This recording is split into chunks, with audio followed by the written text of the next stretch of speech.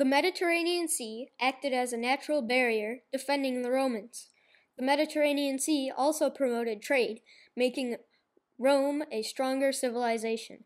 Using the Mediterranean, the Romans expanded their civilization by traveling to other areas along the Mediterranean and conquering them. The 252-mile-long Tiber River ranges from 7 to 20 feet deep. It was critically important to the Roman trade and commerce.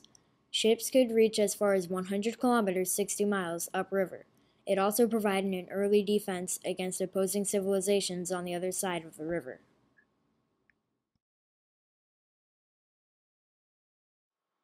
Since the Romans lived on a peninsula, it gave them easy access to the Mediterranean Sea, making trade easy. This also made conquering other lands much easier. The Italian peninsula has a length of about 600 miles and a max width of about 150 miles.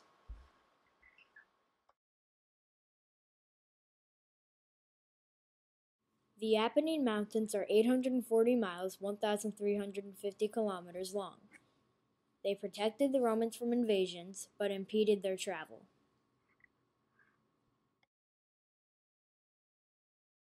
The Alps acted as a natural barrier, making attacks from the north harder for invaders. It also made conquering the northern land harder.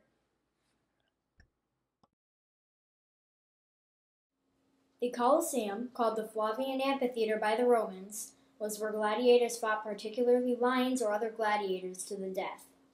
It could seat more than 50,000 people. The upper stories sat lower-class citizens, and the lower stories sat higher-class citizens. The enormous awning that could cover the Colosseum was called the Velarium. They introduced to us the idea of an awning so that the amphitheater can be used at any time, no matter what the weather. We adapted the amphitheater and made buildings like football stadiums.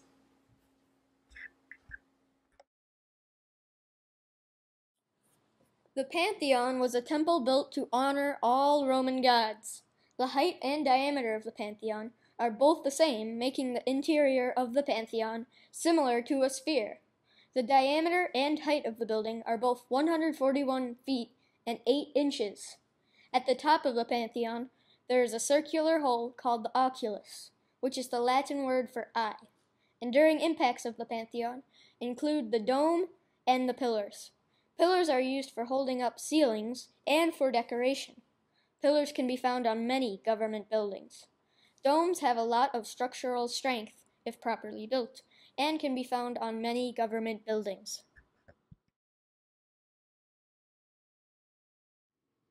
The Roman Forum was the center of Roman public life. It was the site of elections, criminal trials, and, before the Colosseum was built, gladiatorial matches. It was important to the Romans because it provided an open public area for people to meet, to sell goods, expand their ideas and thoughts, to share current news, and for local business and trade of goods. It impacts us because the Forum was like the early version of public areas like town squares.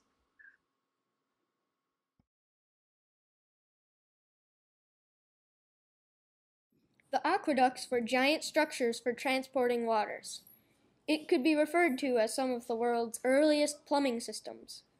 They used a slight downward incline to move water from a higher spot to areas of need. The idea of the aqueduct is used in piping and plumbing.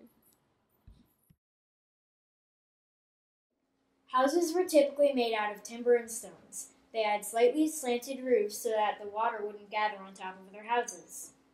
The most commonly known type of Roman house is a villa, which is a house built around an open courtyard.